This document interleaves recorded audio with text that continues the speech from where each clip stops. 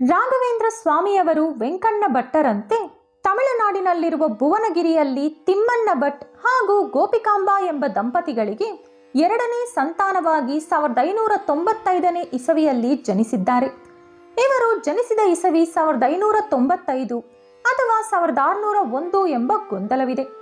ಇವರು ವೆಂಕಟೇಶ್ವರ ಸ್ವಾಮಿಯ ಅನುಗ್ರಹದಿಂದ ಜನಿಸಿದ ಕಾರಣ ಇವರನ್ನು ವೆಂಕಟನಾಥ ಹಾಗೂ ವೆಂಕಟಾಚಾರ್ಯ ಎಂಬ ಹೆಸರುಗಳಿಂದಲೂ ಕರೆಯಲಾಗುತ್ತಿತ್ತು. ಇವರು ಬಾಲ್ಯದಲ್ಲಿ ಲಕ್ಷ್ಮೀ ನರಸಿಂಹಾಚಾರ್ಯರ ಬಳಿ ತಮಿಳುನಾಡಿನಲ್ಲಿರುವ ಮಧುರೆಯಲ್ಲಿ ಪ್ರಾಥಮಿಕ ಶಿಕ್ಷಣ ಪಡೆಯುತ್ತಾರೆ. 1614ರಲ್ಲಿ ಪ್ರಾಥಮಿಕ ಶಿಕ್ಷಣ ಮುಗಿಸಿ ಮಧುರೆಯಿಂದ ಹಿಂದಿರುಗಿ ಬಂದ ಸಮಯದಲ್ಲಿ ಸರಸ್ವತಿ ಬಾಯಿ ಎನ್ನುವವರೊಂದಿಗೆ ಇವರ ವಿವಾಹ ನಡೆಯುತ್ತದೆ. ವಿವಾಹದ ನಂತರವೂ ಕೂಡ ವೆಂಕಣ್ಣ ಭಟ್ಟರು ಉನ್ನತ ಶಿಕ್ಷಣಕ್ಕಾಗಿ ಕುಂಭಕೋಣಂನಲ್ಲಿರುವ ಶ್ರೀ ಸುಧೀಂದ್ರ ತೀರ್ಥರ ಬಳಿ ಶಿಷ್ಯನಾಗಿ ಸೇರುತ್ತಾರೆ. ಕೆಲವು ವರ್ಷಗಳಲ್ಲಿ ಎಲ್ಲಾ ವೇದೋಪನಿಷತ್ತುಗಳನ್ನು ಕಲಿತು ತನಗಿಂತಲೂ ಹಿರಿಯರನ್ನು ಹಾಗೂ ಮಠಾಧೀಶರನ್ನು ಸಹ ವಾಗ್ವಾದದಲ್ಲಿ ಸೋಲಿಸುತ್ತಾರೆ. ಸಂಸ್ಕೃತ ಹಾಗೂ ವೈದಿಕ ಶಾಸ್ತ್ರದಲ್ಲಿ ಪರಿಣಿತರಾಗಿ ಇತರರಿಗೆ ಬೋಧಿಸಲು ಪ್ರಾರಂಭಿಸುತ್ತಾರೆ. ಇದರೊಂದಿಗೆ ಸಂಗೀತದಲ್ಲಿಯೂ ಒಳ್ಳೆಯ ಜ್ಞಾನ ಗಳಿಸುತ್ತಾರೆ. ಇವರ ಕಾಲದಲ್ಲಿ ಅವರು ಶ್ರೇಷ್ಠವಾದ ಗಾಯಕರು ಸಹ ಆಗಿರುತ್ತಾರೆ. ಶ್ರೀಮಾನ್ ನ್ಯಾಯಸುಧಾ ಪರಿಮಳ ಎಂಬ ಗ್ರಂಥಗಳನ್ನು ಸಹ ರಚಿಸುತ್ತಾರೆ. ಯಚುಕ್ಷ ನಾರಾಯಣ್ ದೀಕ್ಷಿತರು ಹಾಗೂ ವೆಂಕಣ್ಣ ಭಟ್ಟರ ನಡುವೆ ಮಧ್ವಾದ್ವೈತ ಸಿದ್ಧಾಂತದ ಮೇಲೆ ನಡೆದ ವಿವಾದದಲ್ಲಿ ವೆಂಕಣ್ಣ ಭಟ್ಟರೇ ಗೆಲುವು ಸಾಧಿಸುತ್ತಾರೆ. ಅದೇ ಸಂದರ್ಭದಲ್ಲಿ ಇವರಿಗೆ ಭಟ್ಟಾಚಾರ್ಯರು ಎಂಬ ಬಿರುದು ಸಹ ಕೊಡಲಾಗುತ್ತದೆ. ಇನ್ನು ವೆಂಕಣ್ಣ ಭಟ್ಟರು ಹಾಗೂ ಸರಸ್ವತಿ ಬಾಯಿಗೆ ಲಕ್ಷ್ಮೀ ನಾರಾಯಣ ಎಂಬ ಪುತ್ರ ಜನಿಸುತ್ತಾನೆ. ಇನ್ನು ಸುಧೀಂದ್ರ ತೀರ್ಥರಿಗೆ ವಯಸ್ಸಾಗುತ್ತಾ ಬರುತ್ತದೆ. ಆಗ ಮಠಕ್ಕೆ ಯಾರನ್ನಾದರೂ ಉತ್ತರಾಧಿಕಾರಿಯಾಗಿ ನೇಮಿಸಬೇಕೆಂದು ತೀರ್ಮಾನಿಸುತ್ತಾರೆ. ಆಗ ಅವರ ದೃಷ್ಟಿ ಕೇವಲ ವೆಂಕಣ್ಣ ಭಟ್ಟರ ಮೇಲೆಯೇ ಬೀಳುತ್ತದೆ. ಆದರೆ ವೆಂಕಣ್ಣ ಭಟ್ಟರು ವಿವಾಹಿತರು, ಒಬ್ಬ ಸಂಸಾರಿ, ಸನ್ಯಾಸಿ ದೀಕ್ಷೆ ಪಡೆಯಲು ಅವರು ಸಿದ್ಧರಿರುವುದಿಲ್ಲ. ಆದರೂ ಸಹ ಸುಧೀಂದ್ರ ತೀರ್ಥರು ಮಾತ್ರ ತಮಗೆ ಸರಿಯಾದ ವಾರಸುದಾರ ವೆಂಕಣ್ಣ ಭಟ್ಟ ಮಾತ್ರವೇ ಎಂದು ತೀರ್ಮಾನಿಸಿ ಸರಸ್ವತಿ ಬಾಯಿಗೆ ತಿಳಿಯದಂತೆ ವೆಂಕಣ್ಣ ಭಟ್ಟರನ್ನು ಗುಟ್ಟಾಗಿ ತಂಜಾವೂರಿಗೆ ಕರೆದು ಹೋಗಿ ಅಲ್ಲೇ ಅವರಿಗೆ ಸನ್ಯಾಸಿ ದೀಕ್ಷೆ ಕೊಡಿಸುತ್ತಾರೆ. ಇನ್ನು ಅದರ ಬಳಿಕ ವೆಂಕಣ್ಣ ಭಟ್ಟರು ಮಠದಲ್ಲಿಯೇ ನಿವಾಸವಿರುತ್ತಾರೆ. ಈ ವಿಷಯ ತಿಳಿದ ಸರಸ್ವತಿ ಬಾಯಿ ಆರ್ಥಿಕ ಸಮಸ್ಯೆಗಳನ್ನು ಎದುರಿಸಲು ಸಾಧ್ಯವಾಗದೆ ಬಾವಿಗೆ ಹಾರಿ ಪ್ರಾಣ ಕಳೆದುಕೊಳ್ಳುತ್ತಾರೆ.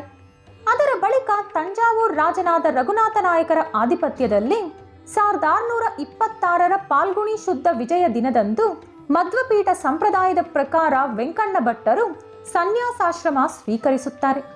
ಅದೇ ಸಮಯದಲ್ಲಿ ಶ್ರೀ ಸುಧೀಂದ್ರ ತೀರ್ಥರು ವೆಂಕಣ್ಣ ಭಟ್ಟರಿಗೆ ಶ್ರೀ ರಾಘವೇಂದ್ರ ಯೋಗಿಯಂತೆ ನಾಮಕರಣ ಮಾಡುತ್ತಾರೆ. ಅಂದಿನಿಂದ ವೆಂಕಣ್ಣ ಭಟ್ಟರು ರಾಘವೇಂದ್ರ ಸ್ವಾಮಿಯಂತೆ ಪ್ರಸಿದ್ಧರಾಗುತ್ತಾರೆ. ಇವರು ಮಂತ್ರಾಲಯದಲ್ಲಿ ಮಠವನ್ನು ಸಹ ಸ್ಥಾಪಿಸುತ್ತಾರೆ. 1671ರಲ್ಲಿ ವಿರೋಧಿ ನಾಮ ಸಂವತ್ಸರದ ಶ್ರಾವಣ ಬಹುಳ ಗುರುವಾರ ದಿನದಂದು ಸೂರ್ಯೋದಯಕ್ಕೂ ಮುಂಚೆ ತನ್ನ ಶಿಷ್ಯರೊಂದಿಗೆ 800 ವರ್ಷಗಳು ಜೀವಂತವಾಗಿಯೇ ಇರುವುದಾಗಿ ಹೇಳಿ ಮಂತ್ರಾಲಯದಲ್ಲಿನ ಬೃಂದಾವನದಲ್ಲಿ ಸಜೀವ ಸಮಾಧಿಯಾಗುತ್ತಾರೆ. ರಾಘವೇಂದ್ರ ಸ್ವಾಮಿಯವರು ಹಿಂದೂ ಮತದ್ವೈತ ಸಿದ್ಧಾಂತಕ್ಕೆ ಸಂಬಂಧಿಸಿದ ಪ್ರಮುಖವಾದ ಗುರು. ಇವರು ವೈಷ್ಣವ ಸಿದ್ಧಾಂತವನ್ನು ಅನುಸರಿಸುತ್ತಿದ್ದರು.